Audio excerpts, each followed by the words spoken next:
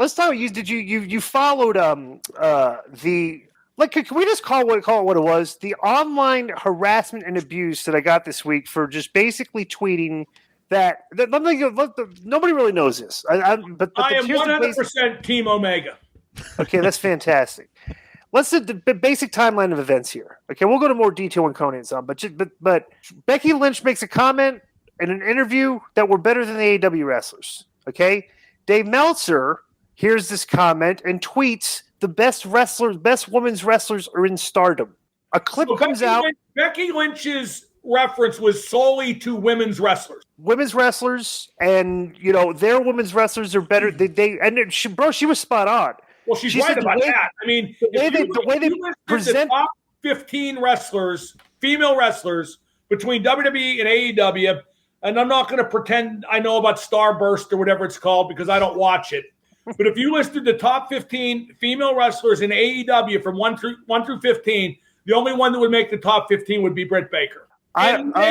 Maybe Thunder Rosa. Maybe. No, I would throw. But you're talking about maybe those are their two best wrestlers, but the number one commodity they have for the is what's her name? Jade Cargill. Tony Storm. Oh, Cargill. Oh yeah, you're right. Jade. Yeah, Cargill comes in. Cargill. Okay, I've referred to this, and I know I'm going to get Jade Cargill. Although to evaluate her as a worker, I can't do that because I haven't seen her working out. We haven't seen anybody that. We haven't seen anyone in that whole promotion working up. Nobody can get on TV. Right. They got too many people. Right. So that's all I knew. Jay Cargill would make that list, no question. Right. She's a star for sure. Right. Absolutely. And so and it's funny too because me and Coney come up with this term. You look at the girls on their show and they underdress. Like you look at Charlotte, and when Charlotte comes out, she's like the Ric Flair of women's wrestling, dressed to the nines. She looks like she's got $2,000 worth of clothes on and stuff. And she does. Every time the AEW wrestlers have a chance to be seen on camera, like a backstage, I call them the Kmart divas. They don't look like their clothes look cheap. They don't look like they're dressed up. They don't look like they put a lot of makeup. It's like it's very strange. Well, I'm a big fan too of Tay Conti and Anna Jay, right? Because they have the look, but we never see them enough. We don't see them enough. Nobody can be a star being rotated off TV. Right. Okay, like I'll tell you what we need in wrestling. Although count me out because I don't watch it, but nobody reports it with unsparing accuracy. Everybody like Mike Johnson's a good reporter. Sean Ross Sapp's a good reporter, but he's under the tent now. The tenor of his work has changed. Everybody's under the tent. All the people covering it want to be friends with the people they cover, not least Tony Khan. Let me tell you. If somebody paid me a ton of money to cover it in unsparing, crash and burn, Nero decree fashion, I would be worth every cent because there's a lot of truth to be told that's not being told. Right. So let's get back to this. So I don't know anything about Stardom. I see this clip of them doing some like the Starburst. I actually want to start doing that. Call them Starburst. So the girls from Starburst is probably the best. I see this clip of them doing some ridiculous, silly loop-de-loop, do-si-do spot, and I just tweet. I thought Dave said these were the best women's wrestlers, which is what he did say, comparing to the WWE wrestlers. All right. So what did Kenny Omega tweet at me, Joe? What was the tweet? He called you basically a bum who never drew a dime and leave the girls alone. He called them gals too. I thought that was interesting. Yeah, call them gals. Aren't these gals great? Let's hear it. It says it's pretty sickening that unathletic enhancement talents of yesteryear are trying to tear down incredibly gifted stars of today. By the way, this clip and both these gals rule. Let's hear it for these gals, people. Let me say something here. Bro, I've said a lot of controversial things to this topic. Like I'm like you, Mark. You have the don't ever say that again. No, let me say this. Because you watch wrestling when you want to watch it when it's good. When you lose interest, you stop watching. Okay, which is what I would probably be doing if we didn't have a podcast to do. And I have to watch these shows because the fans of our podcast want to listen to me review the show of what I liked and didn't like, right?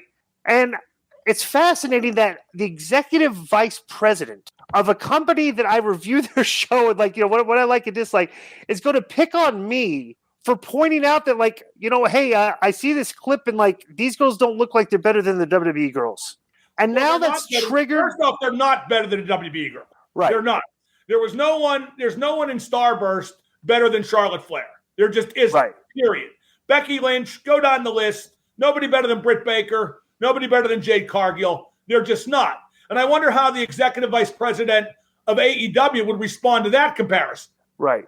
Because I just think that it's awfully petty to like come after me and say call me unathletic, and it gets to have all the marks like jobber, enhancement talent. It's like I agree with Kenny. I agree with all the marks. You are unathletic.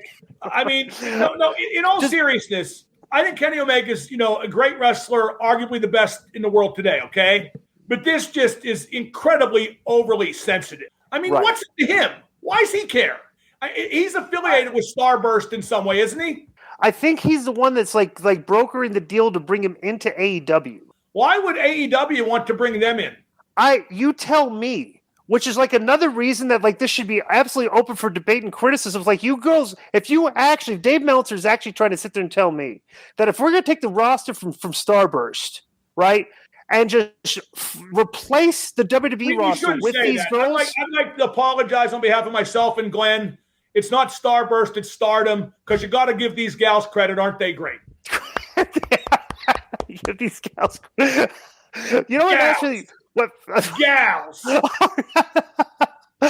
Let me tell you something. It's not a bad T-shirt. Hashtag I stand with Stardom. Hashtag ain't these gals great. Would you wear it? I just don't understand. I just don't understand why he got so hot about that. I don't understand. I mean, you're right. For an executive vice president of a major wrestling company, it wasn't a good look. Right. To be beefing with me of all people. Why are you beefing with the enhancement talent of yesteryear on Twitter? It's like I should be irrelevant. Did you see that me and Bag were mentioned? Real quick, Di, he also said, I was being generous by calling him an enhancement talent. In most cases, no one's character or career was enhanced by Disco's performance. Yeah, well, that was one of his responses. Well, I think Booker T would disagree in his heart. Let me know when Kenny Omega's on an American TV show that drew as many viewers as Nitro. Right, especially during the period of time where I was a champion was like our high, like it was the highest. You being the champion of anything was a low point. TV. Well, let me point to something. When you're in the highest period of ratings and you're the television champion on TV during the highest TV ratings, I think that should count for something. Would you agree with that? No. AEW needs to worry about getting their Wednesday night audience over 1 million consistently. That's what they need to worry about. Not what Disco Inferno thinks is Stardom. Go read that from the Meltzer Observer in 1997. Yeah, this is from the Wrestling Observer, October 27th, 97. It says, for the last couple of months, Dave has been compiling all the quarter-hour ratings, who was in those segments, and examines how the ratings of a segment rise and fall compared to previous segments, which is how you can see who is making people watch and who is making fans change the channel. And just looking at the number, your top ratings draw is Disco Inferno. He's followed by Piper, Jericho, Steve Austin, and Alex Wright rounding out the top 5. Stuff like it's all. That's great company. Yeah, that's great company, right? It says it's all complicated and interesting, but Dave also says the numbers don't lie. No matter where he's placed on the show, the ratings increase significantly every time Disco Inferno is on TV, and all the different explanations don't fully explain that. Bottom line, Disco Inferno is actually a real draw on TV. Weird but true. Yeah, it's great that you dug that up. It actually is. I just think Kenny Omega has bigger fish to fry. And if he doesn't understand that, then he's mistaken. And like I said, he's great. I would never criticize him as a performer. But you see, part of the problem with AEW is nobody ever tells anybody they've done or said anything wrong or performed at a subpar level. I guarantee Tony Khan has never admonished somebody to do a better job. And no one's ever admonished Tony Khan, that he should be doing this different or that better. That's the get-along gang. They have a guy who's indulging his hobby with his dad's billions. He'll never run out of money, so no one will say or do anything to jeopardize that ever. You know what's funny, too? I was just thinking about this. Isn't it ironic? So Tony's on the management team and co-owner of the Jacksonville Jaguars, right? But the WWE had all the guys at the draft. The Miz was out on the stage drafting for the Cleveland Browns. But that's the real show. That's what I'm saying. Like, that's the real show. And people get mad when I say that. I I got heat from Dax Harwood when I said that WWE is the real show. Well, we saw that at the NFL draft. Yeah. Did you also see the conversation where people in the NFL draft, they were having a round table and they mentioned me and Bagwell? No, I didn't know that. Did they? You didn't see it? Yeah, these guys. I'll send you the clip. It's pretty hysterical. Well, can I? We haven't talked about my Twitter thing with Dax Harwood, have we? No, let's talk about it. Well, I said that having the best match at WrestleMania weekend doesn't mean as much as a football stadium being sold out. Right. And I didn't mean that as a shot at FTR for having that match with the Briscoes at the ROH thing. Because honestly, it never crossed my mind. Right. But he got all hot and bothered about that. I take pride in my work. He said, I don't think you're a piece of shit, but because I met you. Well, I'm sorry. Nobody's a piece of shit because they have a differing opinion on wrestling. Right. That to even imply that's ridiculous. And the ironic part is, I think in terms of what I prefer to see in wrestling, my opinion almost exactly parallels Dax Harwood's. Almost exactly. We like the same stuff. And I have said dozens of times on Twitter, on places like this, that FTR are the best tag team in wrestling. Them and the Young Bucks, which I very sincerely believe. But that is the sensitivity level from Dax Harwood and most of the people in AEW, quite frankly. I have said again and again that FTR are the best tag team in wrestling, but for Dax Harwood, that's still not enough. Everything you say has to parallel what he and they think. Right. But I'm not retracting. I think they're a great tag team, and I think, he and Cash are each great individual workers. But, the sensitivity level with almost, and the self-importance level of almost everybody in wrestling right now is just off the charts. The funny thing about it is how when one of the performers in AEW shows their sense of sensitivity, it's fascinating watching the wrestling media kind of like echo the sensitivity. Because they're all under the tent. Because they're all under the tent. I mean, literally nobody's coming out and saying, Kenny, this is kind of a bad look for you to be beefing with me. There was a time, Disco. There was a time when Meltzer would have said exactly that. Right. But he's under the tent now. Yeah.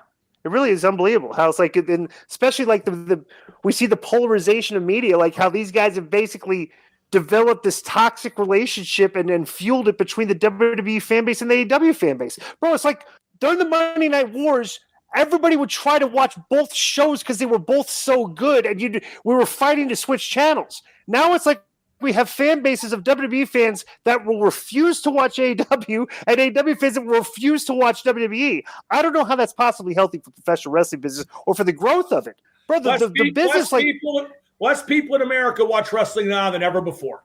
That's all people 80%. That Variety magazine article, the metrics were that 80% of the people that have watched wrestling do not watch it anymore. Yeah. That's a fantastically worrisome number in a period of time where all the dirt sheet guys ever said, there's never been a better time to be a wrestling fan. This is great. And I'm like, dude, the business is kind of like the metrics are dying on the vine as the median age of the fan is growing. Like every year, You know what I would love to know? Like FTR doing all these indie matches, right? Mm-hmm. The Hardys are doing all these indie matches, right? Mm-hmm. I'd like to put them on Truth Serum and ask them why they're doing it. Because if they're doing it for money, that I understand. If they're doing it for their quote-unquote legacy, give me a break. It seems like that's what FTR, their intentions are, for their legacy. Their legacy will not be enhanced one bit, one way or the other, by how they do in a match against the American Wolves in Beckley, West Virginia. The world will little note nor long remember. And I might go to see that match because I think it'll be very enjoyable to watch. But boy, I remember, Disco, we knew Bobby Eaton, right? Of course. You ever hear him talk about a 5-star match? No. Bro, nobody talked about 5-star matches. Right, they talked about the ratings because that's connected and the to pop. money. The pop is what you talked about. If you weren't getting a pop out there when you're working, it's like you kind of hoped, if your pop was going down, I hope I'm working with a guy that gets good pops. Because if you're working with a guy that gets, you're worried about your pop. But the most fascinating thing is, bro, if we botched a spot in the match, okay, the match, when you come back through the curtain, no matter how great it was, the rest of it, no matter how good the pop was, that's all you thought about. I was like, God, I can't. If you botched a spot, you screwed up. The wrestlers today act like they invented taking pride in their work. Right. Exactly. And it's like, it's like, and the thing is, I think FTR are the best tag team right now. I think the Hardys are the best team ever. Right. But I didn't go to that match the Hardys have, but I know their gimmick line, their autograph line stretched around the building. Mm-hmm. And I know why Matt and Jeff are doing those matches. Right. I know. So they can get let's go sell some pictures. Hey, you got to wrestle a 15-minute match. All right, I'll go wrestle the match, but I'd like to sell the pictures. Reuniting the Hardys right. Show by show for a lot of money and a lot of gimmick money, that trumps doing it on TV, quite honestly, in today's wrestling climate. Bro, guys that usually just go to wrestling conventions just to sign, it's like they're doing that every match that they can go to.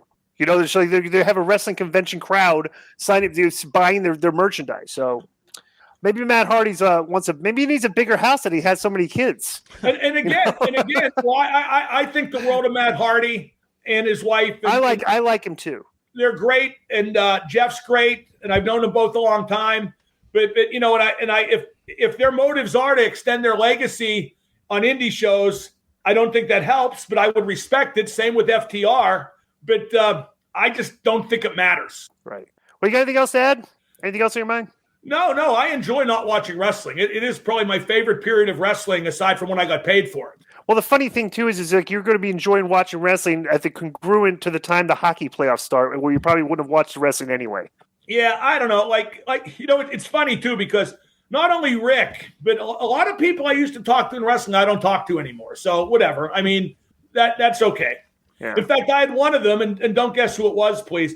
I had one of them. He texted me for the first time in like a million weeks, right? Right. He saw Flair's workout video. With Jay Lethal. With Jay Lethal. And he said, Hey, is Rick going to wrestle another match? And I said, I don't know if you heard, but I fell out with Rick. And he texts back, and I haven't heard from him since.